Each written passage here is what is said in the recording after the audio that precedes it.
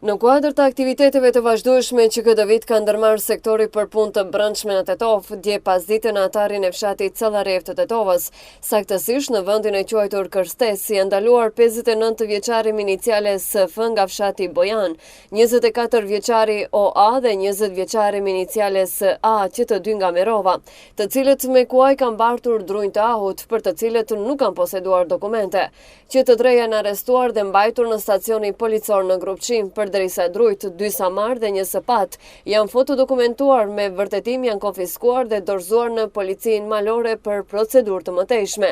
Pak më vonë të arrestuarit janë lëshuar dhe pas zbardhjes së plotë të rastit dhe të gjitha detajeve të tjera që ndërlidhen me rastin në fjalë do të përballen me padije adekuate.